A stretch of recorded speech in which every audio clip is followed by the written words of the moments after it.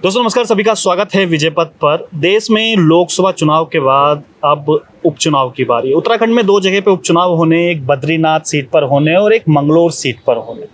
Mangalore seat पर 3 बार के विधायक काजी निजामुद्दीन जी आज हमारे साथ में हैं। इस बार जब मंगलोर सीट का जब हमने देखा कि क्या कुछ वोट पड़े हैं, तो कांग्रेस से तकरीबन 44,000 प्लस वोट पड़े और वहीं जो बसपा के कैंडिडेट हैं उनको तकरीबन 5500 वोट पड़े हैं। हालांकि इससे जो पहले विधायक यहाँ पर थे, बसपा से थे और हमेशा क्लोज फाइट यहाँ पर रही है। सर पहले तो बहुत स्वागत है आपका। क्या कुछ चल रहा है समीकरण? आज नॉमिनेशन करने भी गए थे, मेरे ख्याल से कुछ टेक्निकल वजह से नॉमिनेशन भी नहीं हो पाया। किस तरीके से चल रहा है? 10 तारीख को चुनाव है। बहुत अच्छा माहौल है यहाँ पर। कांग्रेस को 44,000 वोट पड़े थे लोकसभा चुनाव में, बीजेपी को 21,000 के लगभग वोट पड़े थे और बीएसपी को लगभग 5,000 के इर्द गिर्द वोट पड़े थे। मंगलौर में टोटल वोट्स जो पड़े उसका 60% वोट कांग्रेस को पड़ा था। तो अभी तक महसूस ये हो रहा है कि वो कंटिन्यूटी चल रही है। हो सकता है उससे बेहतर परफॉर्मेंस कांग्रेस की रहे। कोशिश जारी है, सभी साथी लोग मेहनत कर रहे हैं। उम्मीद करते हैं कि अच्छा रिजल्ट मंगलौर में रहेगा। यहाँ के जो चुनाव होते हैं उसका समीकरण क्या रहता है? हमने देखे हैं कि जातिगत मैक्सिमम समीकरण रहता है, क्योंकि 2 मुस्लिम कैंडिडेट है, हमेशा 2 मुस्लिम कैंडिडेट के बीच ही फाइट है। भाजपा के हैं, लेकिन आज तक भाजपा का यहाँ पर रहा है कि भाजपा कोई भी सीट नहीं लेके आई। और ये भी रहा है भाजपा के उपचुनाव में भी कभी जल्दी से हारी नहीं है जिसकी सरकार रही है भाजपा की। तो इस बार क्या कुछ समीकरण देखने को मिल रहे हैं कि दूसरे, तीसरे, चौथे नंबर पर क्या कुछ इस समय होने वाला है?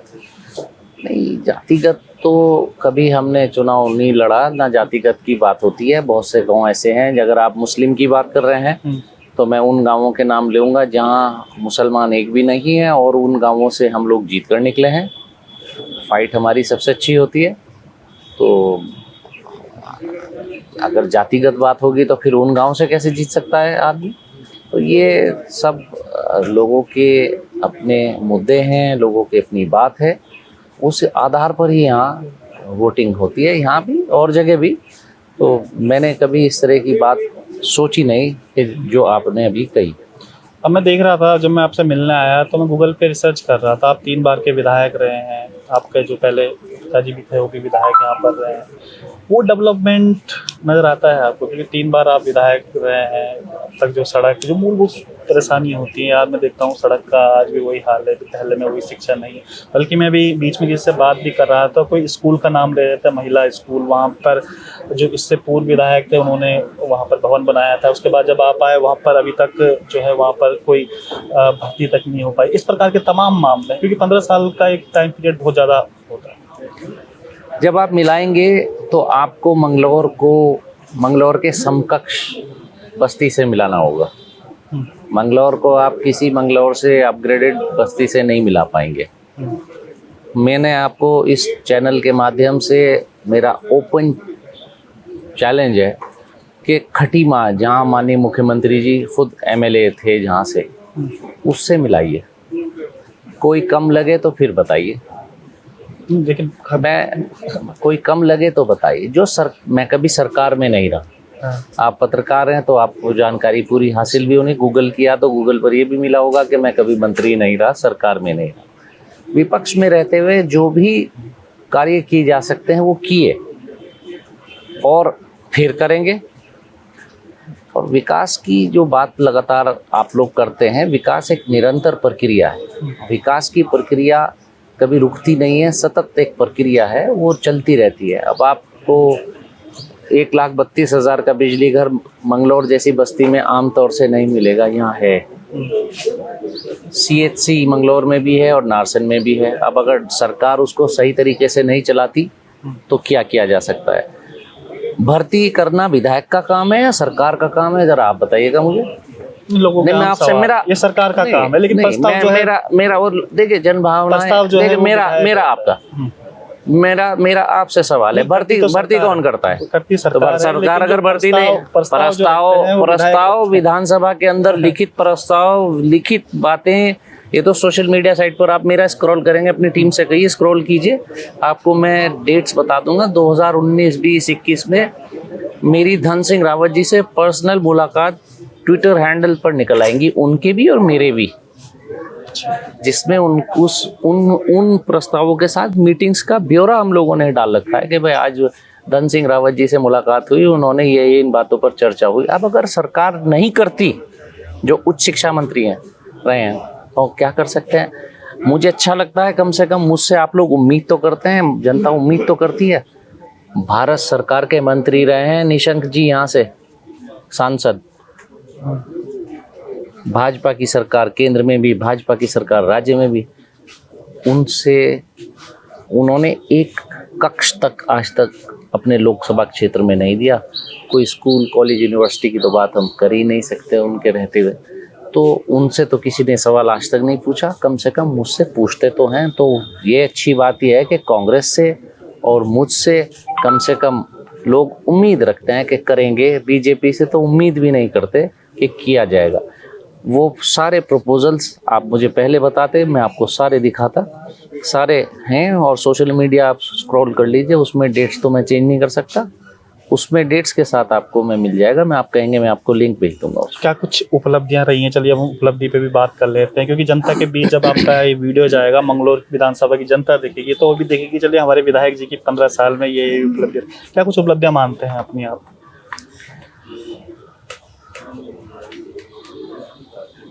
अगर आप काम को उपलब्धियां मानते हैं तो वो आपको मुझसे बात करने से बेहतर आप सीडीओ ऑफिस से ही पूछ लेंगे, तो वहाँ से आपको बहुत कुछ मिलेगा।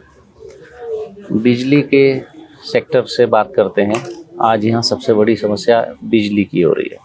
हर साल 2 साल के बाद बिजली के ट्रांसफार्मर्स और लाइंस अपग्रेड होती है, क्योंकि लोड के हिसाब से अगर वो अपग्रेड नहीं होगी तो वो कोलैप्स कर जाती है, जो आजकल कर रही है। पिछले 2-2.5 साल में यहाँ बिजली में कोई काम नहीं हुआ, और बिजली आते हुए भी कस्बे में बिजली नहीं आ रही।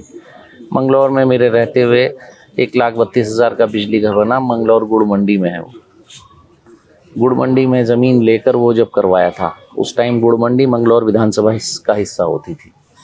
फिर कई 33 के बिजली घर बने हैं, जिसमें रुड़की, जिसमें लंढौरा है, वो ये मुडलाना है, नारसन है, CHCs बने हैं, हॉस्पिटल्स हैं, और तमाम स्कूल्स ऐसे हैं जो 8वीं थे वो हाई स्कूल हो गए, हाई स्कूल थे वो 12वीं हो गया। अपग्रेडेशन उनका होता रहा है, ज़रूरत के अनुसार होता रहा है। बहुत सारे सेक्टर्स हैं जिसमें काम हुआ है। इरिगेशन से लेकर बहुत सारे काम ऐसे हुए हैं जो होते रहे हैं। मंगलौर में पेयजल की समस्या थी, तो उसको लेकर हरीश रावत जी जब यहाँ भारत सरकार के वाटर रिसोर्स मिनिस्टर बने, तो उनको से रिक्वेस्ट की। उन्होंने 50 करोड़ का मंगलौर में यहाँ पेयजल प्रोजेक्ट दिया, वो यहाँ पर लगा है। अगले 30 साल तक हम उम्मीद करते हैं कि मंगलौर में पेयजल समस्या नहीं होगी। तो तमाम ऐसी चीज़ें हैं जो हुई हैं। बाकी एक तरफ हमने यहाँ मंगलौर में हमारी कोशिश ये रही है कि माहौल अच्छा रहे। हमने कोई ऐसी बात नहीं की। मैं को एक भी बार विधायक रहने वाला व्यक्ति बंदूकों के साए में यहाँ चलते हैं। आसपास आप देखिए, मुझको आप कभी किसी बंदूक वाले गनर के साथ मत देखिएगा, क्योंकि कभी ऐसी यहाँ पर हम लोगों ने माहौल नहीं बनाया, ना पैदा होने दिया कि यहाँ गन कल्चर आए, यहाँ स्वच्छ साफ़ सुथरी पॉलिटिक्स हो। वो स्वच्छ साफ़ सुथरी पॉलिटिक्स की तरफ हम लोगों की जारी है कि वो माहौल यहाँ रहे, अच्छा माहौल रहे, सौहार्दपूर्ण माहौल रहे, सब लोग यहाँ रहें। यहाँ तमाम फैक्ट्रियाँ आसपास यहाँ आए हैं, कई इंडस्ट्रियल एरियाज़ यहाँ लगे हैं। तो अगर अच्छा माहौल होगा, इंडस्ट्रीज़ आएंगी, माहौल बनेगा, तो जब इंडस्ट्रीज़ आती हैं तो आप देखिए कि डेवलपमेंट होता ही होता है। तो वो सारी चीज़ों में एक अहम रोल हम लोगों ने प्ले किया। अब आगे जैसा आपने बताया कि तमाम जगह बिजली घर आपने बनाए, स्कूलों की भी आपने बात करी, अब जनता के बीच दोबारा से जाएंगे तो क्या कुछ घोषणा पत्र रहेगा या मैनिफेस्टो में क्या कुछ रहने वाला है इस बार आपके? 2 साल के विपक्ष के कार्यकाल में सरकार में नहीं आएंगे, लगभग 2 साल का टाइम मिलने जा रहा है। तो 2 साल में आपको सिवाय 2 वर्ष की विधायक निधि के क्या मिलेगा? नहीं, कुछ तो जाएंगे जनता के बीच, अगर जाएंगे कुछ तो बताएंगे कि भाई चलिए मैं चुनाव लड़ रहा हूँ इस बार। आप लोग पत्रकार बंधु और पत्रकार साहिबान जो है ना, वो उनकी विचारधारा, उनकी सोच, अब आप अपने आप को चौथा स्तंभ कहते हैं, तो आपको पिछले 3 स्तंभों को भी जानना पड़ता है कि वो 3 स्तंभ क्या होते हैं। एग्जीक्यूटिव, लेजिस्लेचर, जुडिशरी, ये 3 स्तंभ होते हैं। तो इसमें एग्जीक्यूटिव कौन है? बीजेपी है। आप 4th कॉलम है, तो कम से कम बीजेपी की गवर्नमेंट है। बीजेपी क्या फंड्स देगी, क्या उनकी पॉलिसीज चल रही हैं, क्या उनकी सोच चल रही है, उसके अनुकूल ही आगे किया जा सकता है। जो संसाधन बीजेपी की गवर्नमेंट प्रोवाइड करेगी, उसके फ्रेम में ही तो काम किया जाएगा, उसके अंतर्गत ही काम किया जाएगा। अभी तो देखने वाली बात है कि वो देंगे क्या। तो मंगलौर के बहुत सी चीज़ें ऐसी हैं जो रुकी हुई हैं, जिनकी आज सख्त ज़रूरत है। तो उसमें मैंने जहाँ हॉस्पिटल में काम कराया था, वहीं के वहीं रुका हुआ है। जो कोविड में काम कराया था, वो कोविड के टाइम के जो काम है, मुझे लग रहा है कि उन पे जंग लग गया होगा, उन सारे कामों पर भी ख़राब हो गए होंगे। वो एम्बुलेंस, मैंने सुना है, जो मेरे टाइम पर एम्बुलेंस दी थी, वो एम्बुलेंस भी जो कि त्यों खड़ी है। वो सारी चीज़ें अब तो देखकर फिर पता चलेगा कि क्या स्थिति है। तो जो बीजेपी की गवर्नमेंट संसाधन प्रोवाइड करेगी, उसी में मंगलौर की जनता की ज़रूरत को देखते हुए उनको इस्तेमाल किया जाएगा। तो ऐसे जब सत्ता पक्ष होती है, चीज़ें और होती हैं, और विपक्ष होती है तो चीज़ें और अलग होती है। अच्छा, एक चीज़ और है कि पिछली बार जब चुनाव हुए थे, सरबत करीब अंसारी, बड़ी क्लोज फाइट रही थी।